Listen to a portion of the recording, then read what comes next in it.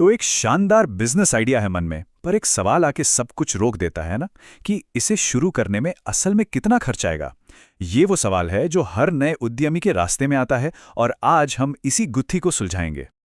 और ये सवाल सच में एक पहाड़ जैसा लग सकता है, लेकिन घबराने की कोई बात नहीं।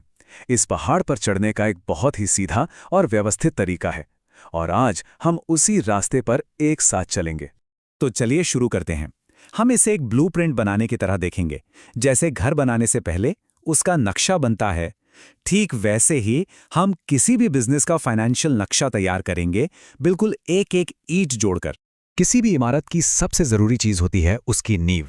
बिजनेस में ये नींव होती है शुरुआती लागत, यानी स्टार्टअप कॉस्ट्स।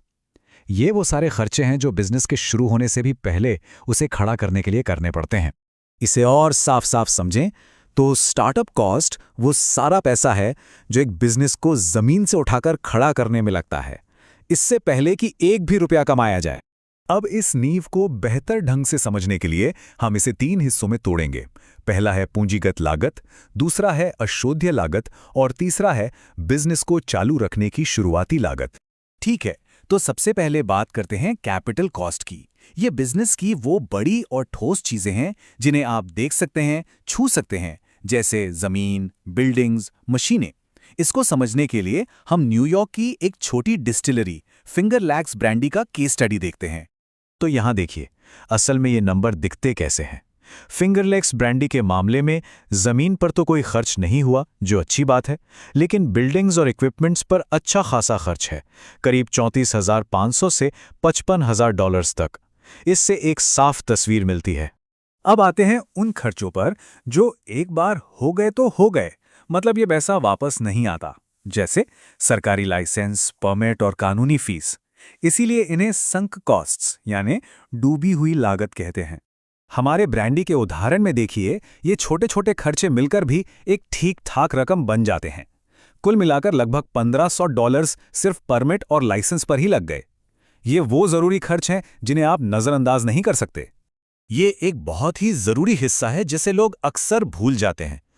सोचिए, बिजनेस शुरू हो गया है, लेकिन पहली कमाई आने में अभी वक्त है।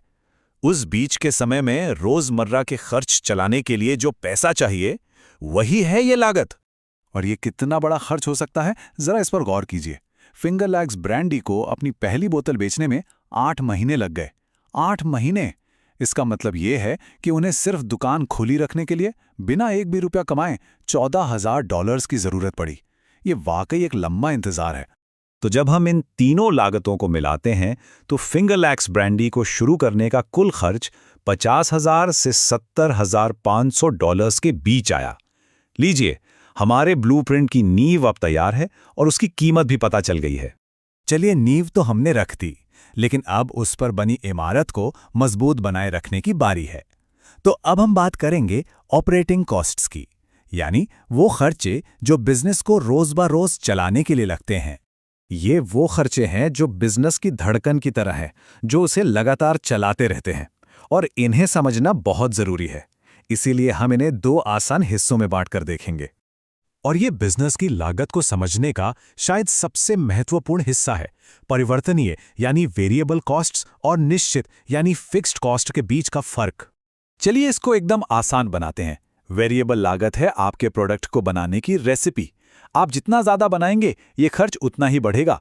दूसरी तरफ फिक्स्ड लागत बिजनेस को खुला रखने का खर्च है, जैसे दुकान का किराया या बीमा। इससे फर्क नहीं पड़ता कि आप कितना बना रहे हैं या बेच रहे हैं, ये खर्च तो होना ही है। यहां देखिए ब्रांडी की एक बोतल की रेसिपी। हर एक बोतल को बनाने में वाइन, गैस, मजदूरी और पैकेजिंग मिलाकर ठीक $10.20 का खर्च आता है। मतलब अगर 2 बोतलें बनती हैं तो खर्च ठीक दुगना हो जाएगा। हिसाब बिल्कुल सीधा है। और अब देखिए दूसरी तरफ, ये हैं इनके सालाना फिक्स्ड खर्चे, कुल $9,300। ये रकम उन्हें हर साल देनी ही होगी, चाहे वो ब्रांडी की एक भी बोतल न बनाए।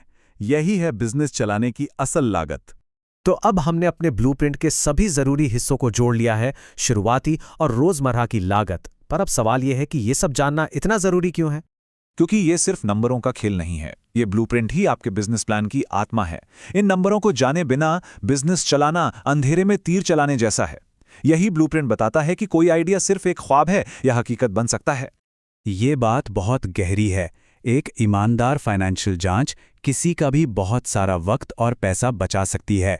इससे ये पक्का हो जाता है कि आगे सिर्फ उन्हीं आइडियाज़ पर काम किया जाए जिनमें सच में सफल होने का दम है। और आखिर में ये सवाल सोचने के लिए है। इस ब्लूप्रिंट का इस्तेमाल करके किसी भी बिजनेस आइडिया का विश्लेषण किया जा सकता है। तो असली सवाल ये उठता है, क्या कोई बिजनेस आइडिया इस वित्तीय जांच में खरा उतर पाएगा? ये जानना ही सफलता की ओर पहला कदम है।